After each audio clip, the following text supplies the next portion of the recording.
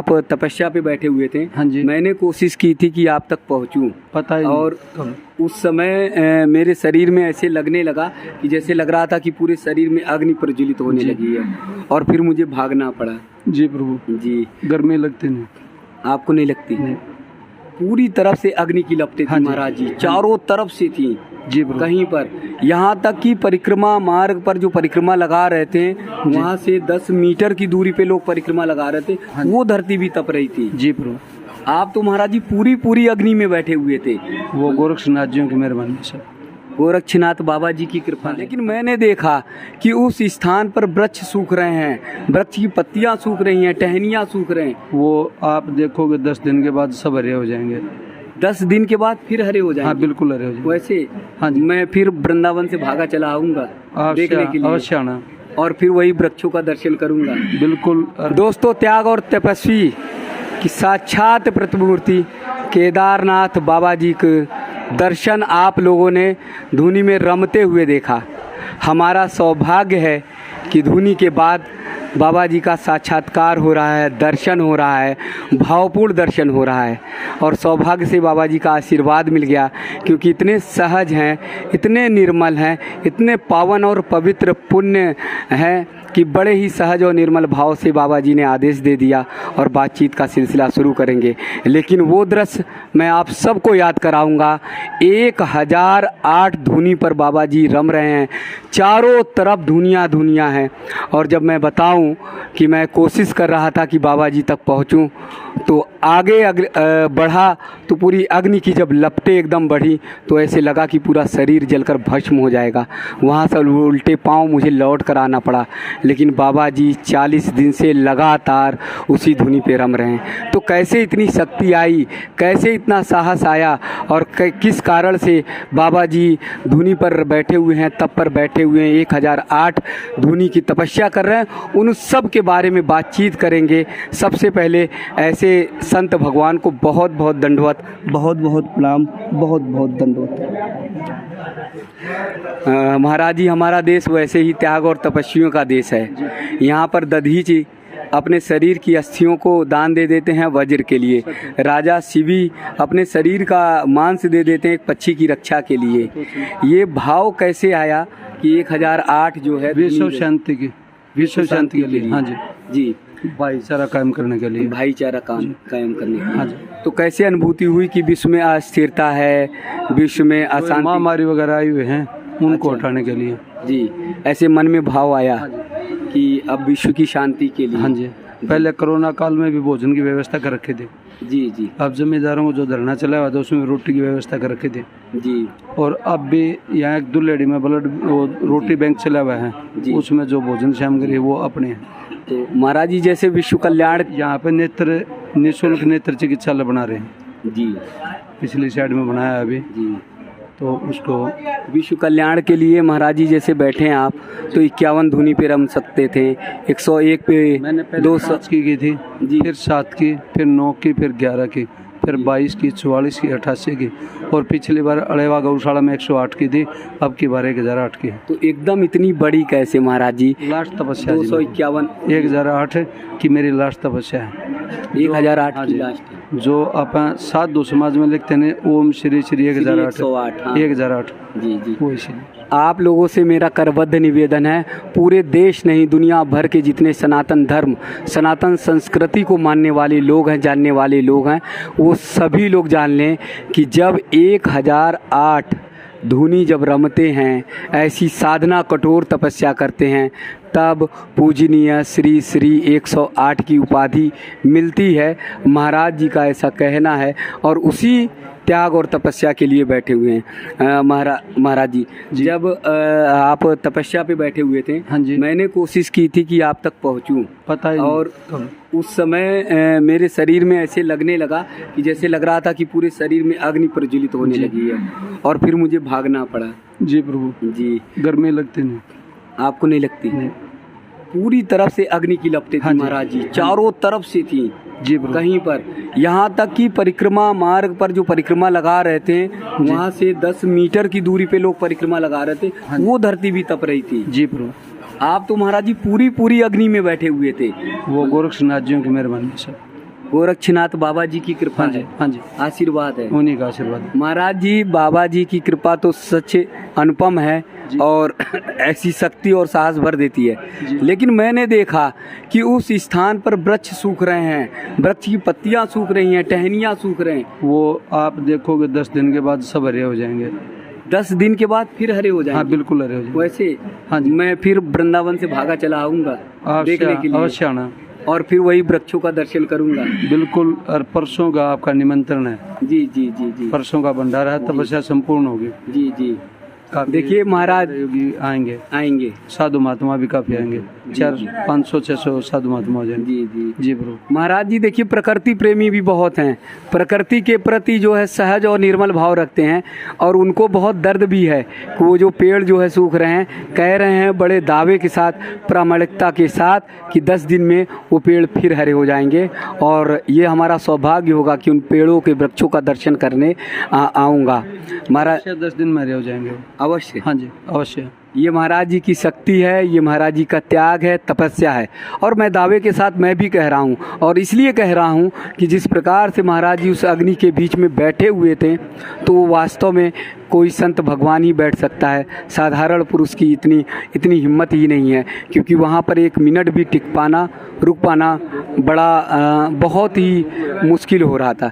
महाराज जी एक भाव मैंने देखा कि भक्त जो है दौड़ पड़ते हैं आपकी चरण वंदना के लिए, आपको दंडवत लगाने के लिए, प्रणाम करने के लिए, लेकिन सहज और सरल भाव से आप क्यों सबको प्रणाम कर रहे थे, भक्तों को प्रणाम कर रहे थे? एक बात बताओ, आप मेरे को एक बार राम राम करो, मैं आपको 2 बार करूंगा।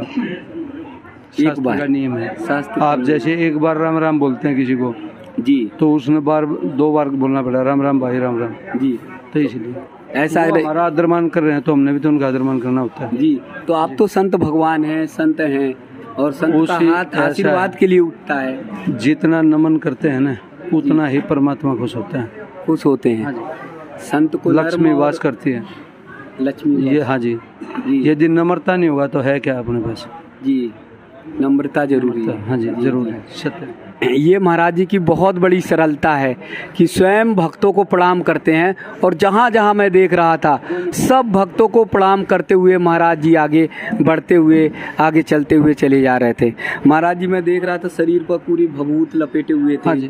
पूरा शरीर मतलब भभूत से था। भभूति थी, फिर पसीना आता है ना अंदर, पसीने से वो छिप जाती है।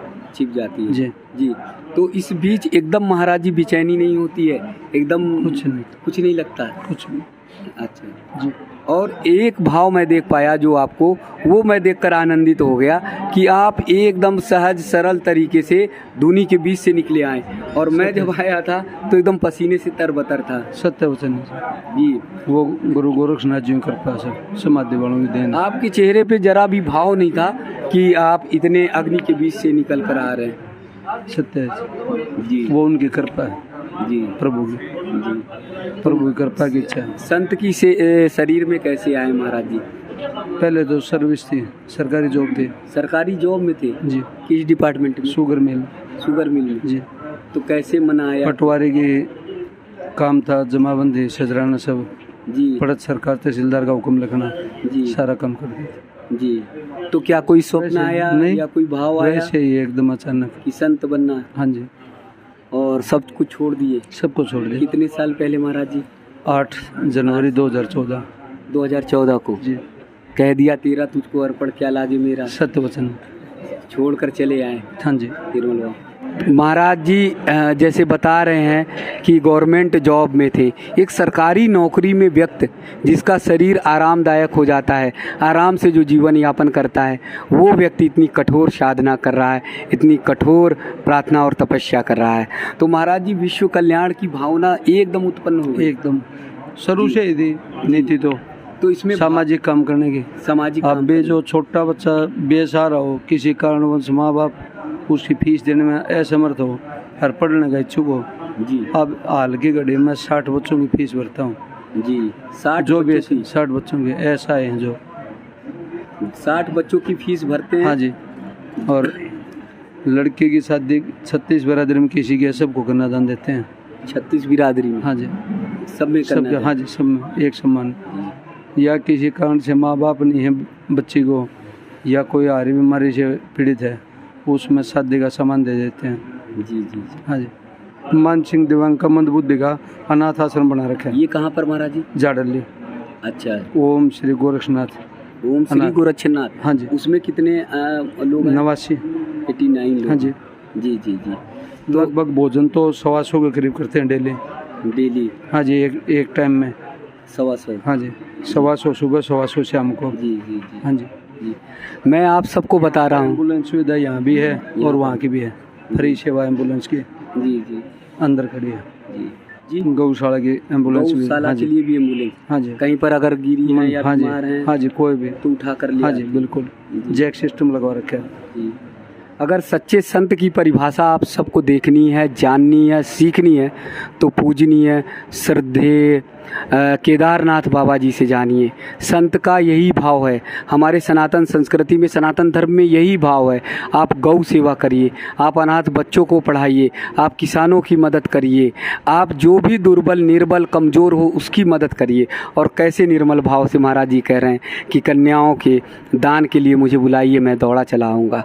इतना सरल और सहज निर्मल। और 60 बच्चों को महाराज जी बच्चों की फीस भर रहे हैं, जो फीस दे नहीं सकते। तो हम जहाँ पर संत बनने के बाद जहाँ पर अपने रास्ते को, मार्ग को बदल रहे हैं, वहीं पर महाराज जी तमाम तरह की सेवा कर रहे हैं। इस सेवा का भाव महाराज जी कैसे आया? क्योंकि संतों का काम तो त्याग, तपस्या करना, धुनी रमाना है। नहीं, ऐसी कोई बात नहीं होती। ऐसी ये कहीं शास्त्र में नहीं लिखा हुआ जी। जो तपस्या करते वो हठ योग में आती है। हठ योग में जी जी। और जो ये बच्चों को पढ़ाते हैं, ये भावना जो अपना कर्म बनाने के लिए, कर्म बनाने के लिए, कर्म के लिए। और भी आस्था की जो दुआ होती है ना, वो दुआ मिलती है और उसी से फलता है, उसी से पैसा आता है। और कुछ सेवा कार्य जो चल रहे? बस आप फिलहाल का तो यही है। जी जी। पीछे कोरोना काल में 1300-1400 डाइट खानपुर पीजीआई में भोजन की देते थे। कानपुर पीजीआई, खानपुर पीजीआई में भगत फूल सिंह यूनिवर्सिटी थे।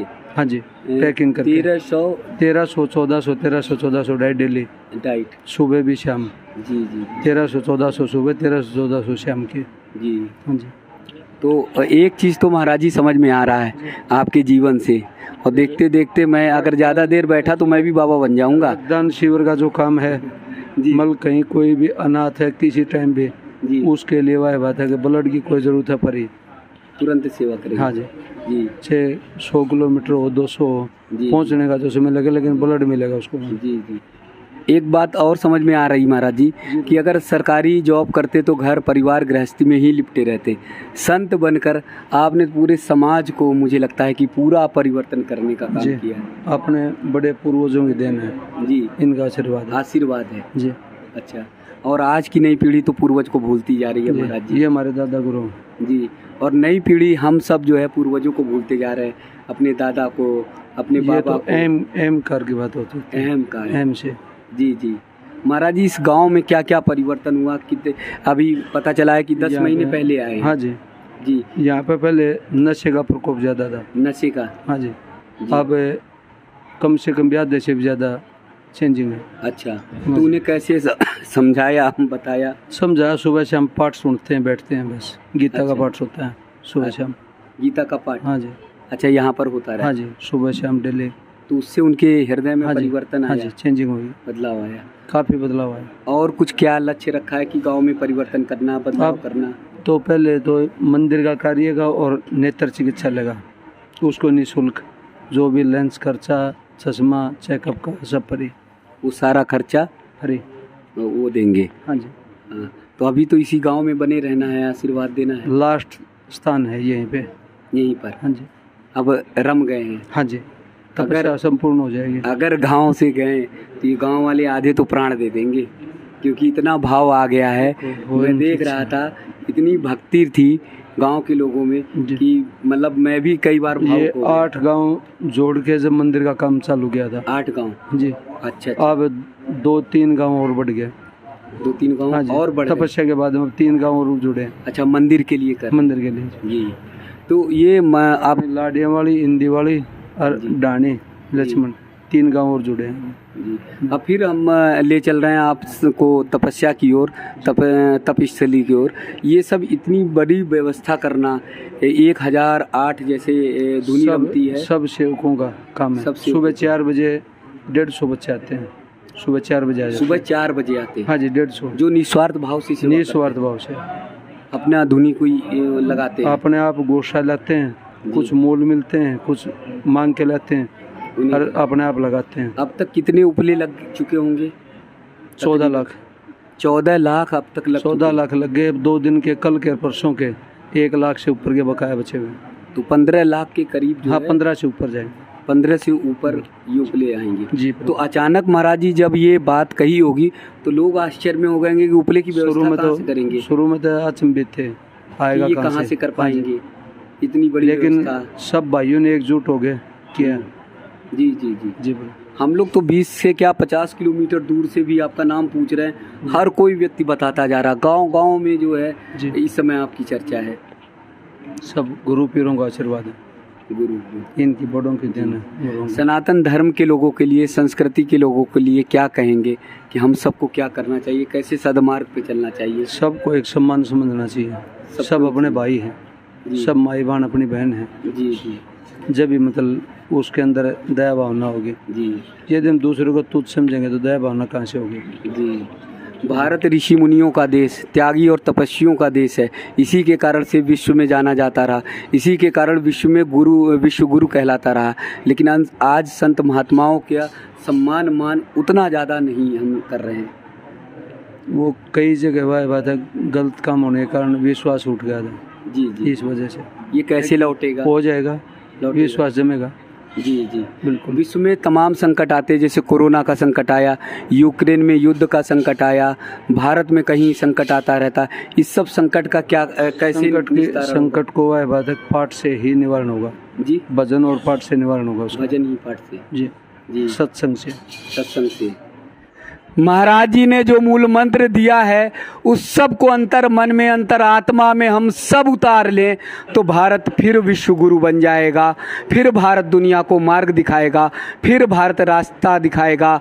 विश्वामित्र, दधीची, संदीपनी, गुरु वशिष्ठ जैसे तमाम ऋषि मुनियों की जो त्याग है, तपस्या सफल होगी। महाराज जी का जो मूल मंत्र है कि भजन और पाठ, 2 ऐसा मूल मंत्र है जो भारत को सारे संकटों से निकालता जाएगा।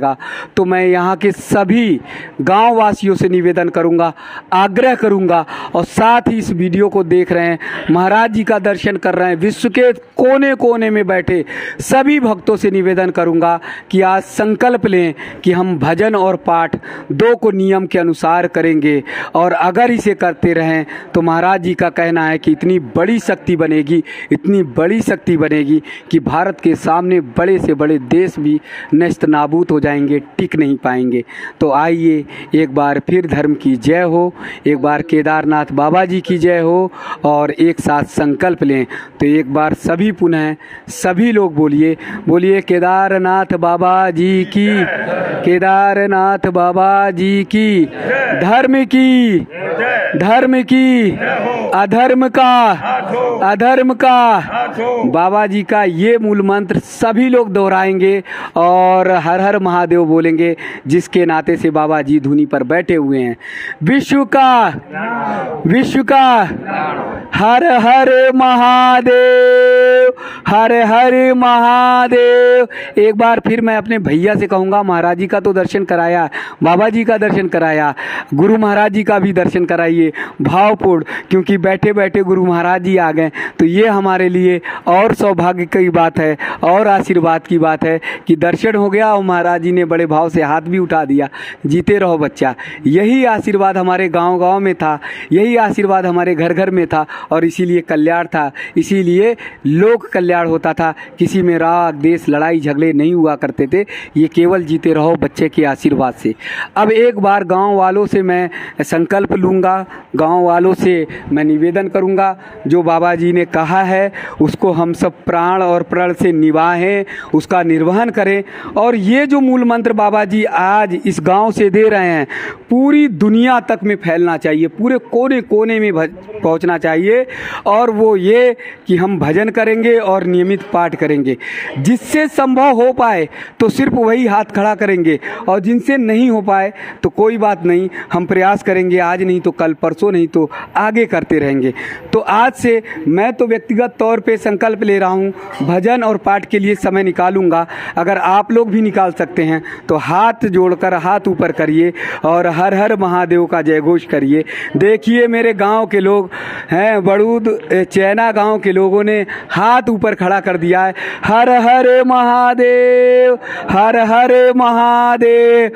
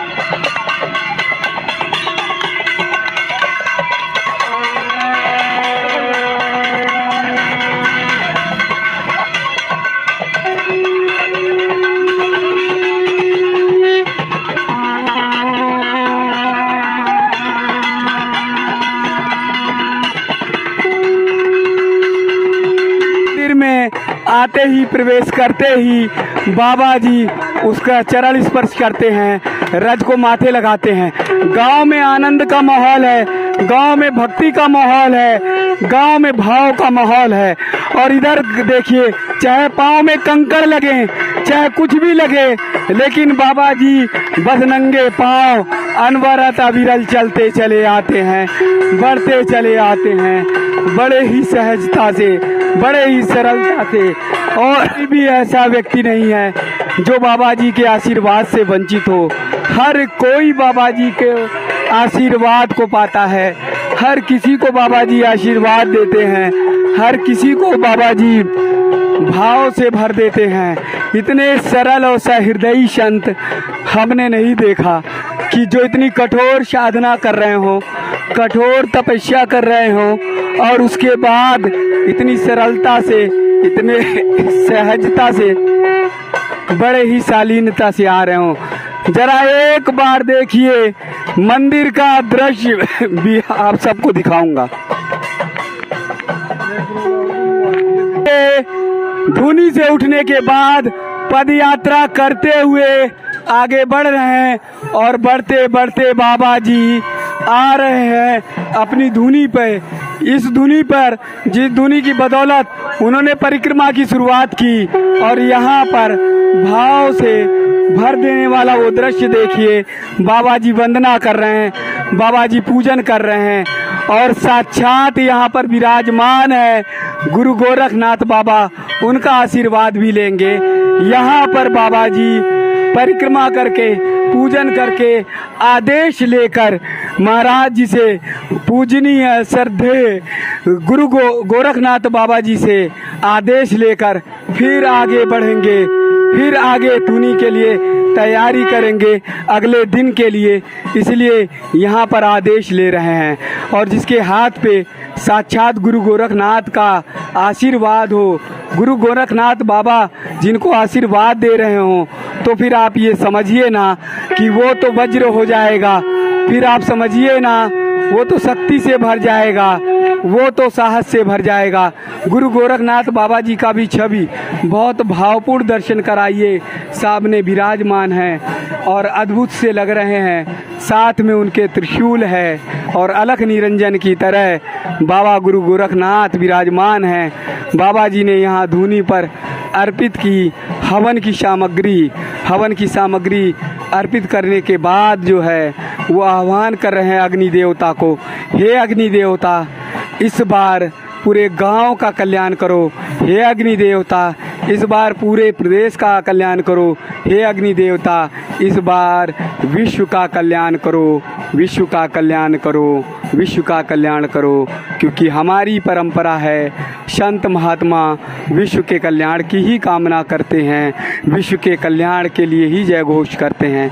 एक बार फिर गुरु गोरखनाथ बाबा जी का वो भावपूर्ण दर्शन विराजमान है। ये बहुत अद्भुत दर्शन है, बहुत पवित्र दर्शन है, बहुत भावपूर्ण। देखिए ना बाबा जी की वो सरलता, ये सरलता बहुत भावुक करने वाली है। बाबा जी की बहुत भावुक करने वाली है, जो सबको आशीर्वाद देने वाले हैं, जो सबको आशीर्वाद से भरने वाले हैं। साष्टांग प्रणाम करते हैं, साष्टांग दंडवत करते हैं, साष्टांग नमन करते हैं। और देखिए भले ही वृक्ष वहाँ के सूख गए हों, भले ही वृक्ष की पत्तियां सूख गई हों, लेकिन बाबा जी का तेज, बाबा जी का भाव उसी तरह का है, पूरे उसी तरह का है। बाबा जी के भाव में जरा भी कमी नहीं है। बाबा जी अपने गुरुदेव को नमन करते हुए, बाबा जी अपने गुरुदेव का आशीर्वाद लेते हुए, बाबा जी अपने गुरुदेव को वंदन करते हुए कि हे गुरुदेव महाराज ऐसी ही शक्ति दो, ऐसी ही ताकत दो, 1008 धुनी ऐसे ही रमते रहें। कितनी सहजता है, कितनी सरलता है। बाबा जी सबको प्रणाम करते हैं, सबको प्रणाम वंदन करते हैं। ये बाबा जी की सरलता है। और भोलेनाथ की भभूति, भोलेनाथ का जो श्रृंगार है, वो श्रृंगार आप देखिए। भोलेनाथ जो है सारे श्रृंगार को, सारे जो भभूति है शरीर पर है, उसको शरीर से स्पर्श करते हुए, मलते हुए अर्पित कर रहे हैं। तेरा तुझको अर्पण, हे भोलेनाथ सब कुछ तो तेरा है, तुझको ही तो अर्पित करूँगा, तेरे चरणों पे ही रखूँगा, तेरे चरणों पे ही लगाऊँगा, बस सब कुछ अर्पित करूँगा। बड़े सहज सरल तरीके से बाबा जी सारी भभूति को हल्के हल्के से हटा रहे हैं, भक्तगण हटा रहे हैं। बहुत तपस्या से, बहुत अग्नि के तेज से ये पूरी की पूरी भभूति शरीर पर चिपक गई है, पूरी की पूरी भभूति शरीर पर है। इसलिए बड़े धीरे धीरे, बड़े हल्के हल्के रख रहे हैं। इतनी बार बोलते बोलते मुझे 10 से अधिक बार जल ग्रहण करना पड़ा होगा, लेकिन बाबा जी ने जल ग्रहण नहीं किया, बाबा जी ने जल का पान नहीं किया। मेरी बोलते बोलते आवाज़ बदल गई, गला रुंध आया, बैठ आया, लेकिन बाबा जी के गले में कोई प्रभाव नहीं। बस सहज और सरल हैं, तरल हैं, सहज सरल तरल और मन को निर्मल करने वाले हैं, मन को भाव से भरने वाले हैं। धन्य है ये गांव जिसमें बाबा जी के चरण पड़े हैं। पूरे गांव को बाबा जी ने धन्य कर दिया है, पूरे गांव को भाव से भर दिया है, पूरे गांव को भक्ति से भर दिया है। ये भाव बहुत बड़ा है, ये भाव की भक्ति बहुत बड़ी है। और बाबा जी देखिए साक्षात भोलेनाथ बन गए हैं, साक्षात शिव बन गए हैं। केदारनाथ बाबा जो शीतलता और ठंडक के प्रतीक हैं। चाहे अपने तपे होंगे लेकिन हम सबको शीतलता दिए होंगे, हम सबको शीतलता दिए होंगे। कितने निर्मल भाव से बाबा जी सबको प्रसाद ग्रहण करने के लिए आह्वान कर रहे हैं, भक्तों को प्रसाद के लिए बोल रहे हैं, जबकि इतनी कठोर साधना, इतनी कठोर तपस्या पे तपे हुए हैं।